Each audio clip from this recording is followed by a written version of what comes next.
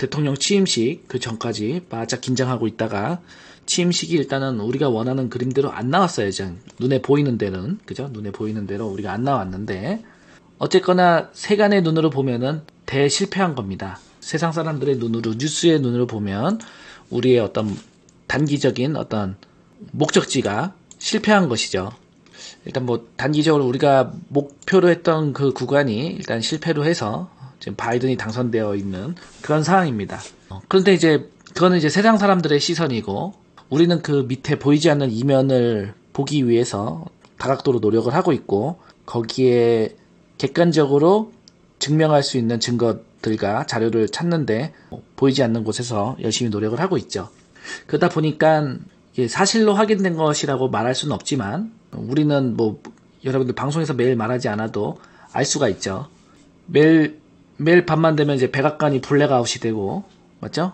바이든이 백악관 세트장에서 대통령 놀이하고 에어포스원 같지 않은 비행기를 타고 다니고, 그런 걸 보면, 여러 가지 자료들을 보면은 군부에서 그를 그냥 적당한 선에서 관리하고 있는 것으로 보여지고 있습니다. 그러니까 미국이 지금 군부가 장악을 해서 적당한 선에서 니네 놀고 있어라, 이게 완전히 다 드러날 때까지는. 미군은 지금 바이든 행정부를 대통령으로 인정을 안 하고 있잖아요. 그죠? 그러니까는 세상 사람들의 눈으로 보면은 우리가 졌지만, 그죠? 세상 사람들의 눈으로 보면 우리가 졌지만, 우리의 시각으로 보면은 어찌 보면 더 크게 이겨가고 있는 것이다. 그러니까 무엇이 드러나기 전까지는 여러분들이 조용히 침묵하면서 기다려야 하는 상태로 보입니다. 지금 당장 어떠한 사실과 뉴스 하나를 보고 옳다 그르다 맞다 틀리다 이런 논쟁이 사실 의미가 없습니다. 특별히 빅 뉴스가 없어서 약간 심심할 수 있는, 너무 긴장만 하고 살다가 빅 뉴스가 없어서 약간 심심하고 힘 빠지는 그런 구간일 수 있어요. 그럴 때는 뭔가를 너무 집착적으로 찾아서 거기에서 몰입하지 말고 조금 여러분들도 쉬면서 여유를 갖고 힘을 키워두는 게 좋습니다. 알겠죠? 쉬면서 조금 여유를 갖는 게 좋습니다.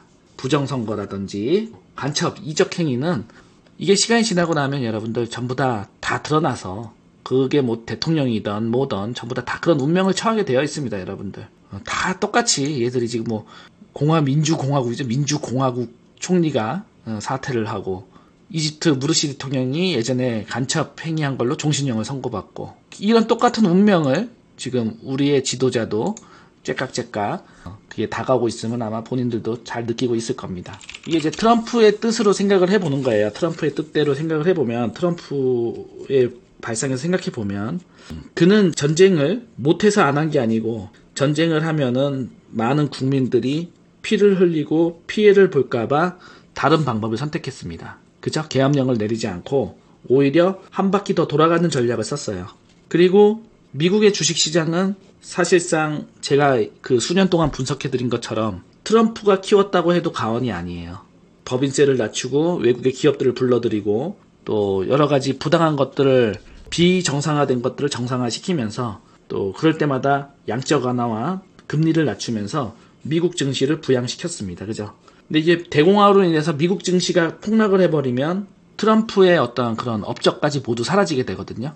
그래서 트럼프가 다시 확실하게 이제 재선이라든지 다시 컴백하기 전까지 대공황은 올 수가 없습니다. 그리고 트럼프가 예를 들어서 재선하고 다시 컴백을 한다면은 일시적인 시장은 충격이 있겠지만은 세계적인 대공황은 없을 전망이에요. 이미 우리는 2020년도에 세계적인 대공황을 겪은 상태입니다, 여러분들. 이미 코로나로 인해서 세계적인 대공황을 겪은 상태고, 이 코로나에서 벗어나기 위해서 세계적인 돈풀기와 여러 가지 발버둥을 치고 있죠. 그럼 예전에 대공황이 왔을 때, IMF라든지 서브프라임 리먼 사태가 왔을 때, 그 대공황은 뭐 1년도 채 안 되는 시간에 금방 짧게 지나갔거든요. 그리고 그것에 이제 학습 효과가 된 사람들이 학습 효과가 되어 있기 때문에 그렇게 시장의 충격을 이제는 사실상 충격으로 받아들이지 않습니다. 그래서 조심스럽게 우리가 지금 여유롭게 약간 시장에 적극적이지 않게 조정을 즐기고 있는데, 두려워하지 말고 대공황은 없을 것이다. 하지만 미국의 나스닥 기업들은 트럼프를 배반했기 때문에 어떠한 응징은 처하게 될 것이에요. 그래서 나스닥 쪽은 사실상 시장이 너무 고평가되었고 빅테크 기업들의 어떠한 행위들 때문에 나스닥은 그렇게 크게 길게 좋게 전망하지 않습니다. 사회적으로 어떤 대공황은 이미 우리가 지금 겪고 있는 것이고, 그 대공황 밖으로 나오기 위한 여러 가지 이런 행위들이 진행되고 있는 거라고 봐야 되고요. 그러면서 코로나로 외부에서 오프라인 활동에서 돈 버는 것보다 이제 온라인이나 랜선이나 주식이나 이런 쪽으로 자산이 많이 쏠려가지고 자산들이 이제 버블화 현상이 됐다고 하는데, 이게 원래 10년 주기로 자산들이 이제 몇 배씩 증가합니다. 땅도 그렇고 아파트도 그렇고 주식도 그렇고. 얘가 만약에 이런 자산들이 금리만큼만 늘어난다면 누가 이런 자산에 뭐 리스크를 갖고서 투자를 하겠습니까? 자산들이 10년 안에 그냥 뭐 한두 배 정도 오를 거면은 누가 부채를 싸질머지고 이자 내면서 그거 리스크를 감당하겠어요. 원래 10년 주기로 5배, 6배 올라가는 게 이제 자산 시장의 특징이에요.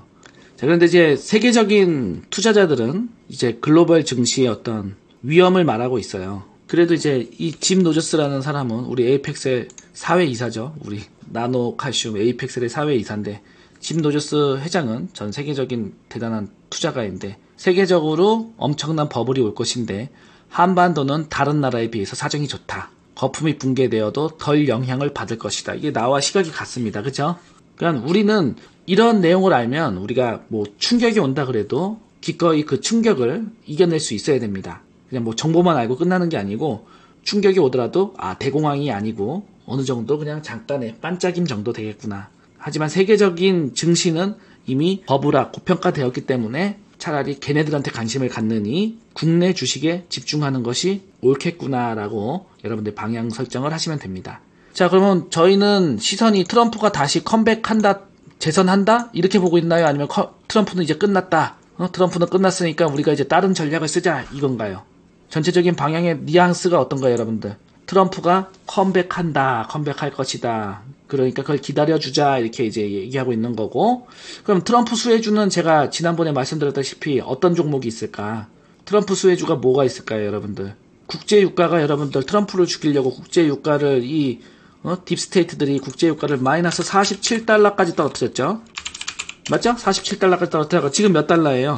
플러스 60달러까지 올랐습니다. 그러니까 이제 에너지 관련주들이 이제 계속 각광을 받겠죠. 에너지 관련주가 국제유가가 계속 올라가니까 정유, 화학, 그 중에 최고의 핵심 에너지를 만들어내는 기업, 원자력. 그래서 트럼프 최고 수혜주는 포트폴리오에 편입해서 가져가셔야 되고, 국제유가가 올라간다는 것은 생산 단가가 어떻다는 거예요? 생산 단가가 어떻게 된다는 거야? 식물 생산 단가라든지 물류비라든지 이 모든 단가가 상승한다는 거죠. 예, 그러니까 뭐가 오겠어? 자연스럽게 원자재 가격이 올라가고, 물류비 올라가고, 맞죠? 생산 단가가 올라가죠.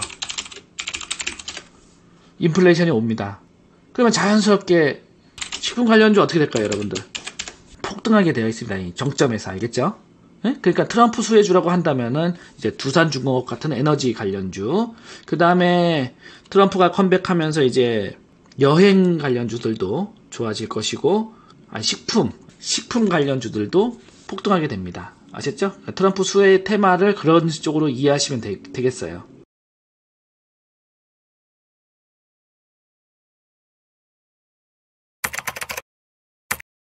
영상 하단의 좋아요와 구독하기 버튼을 눌러주시면 더욱더 질 좋은 컨텐츠로 보답하겠습니다.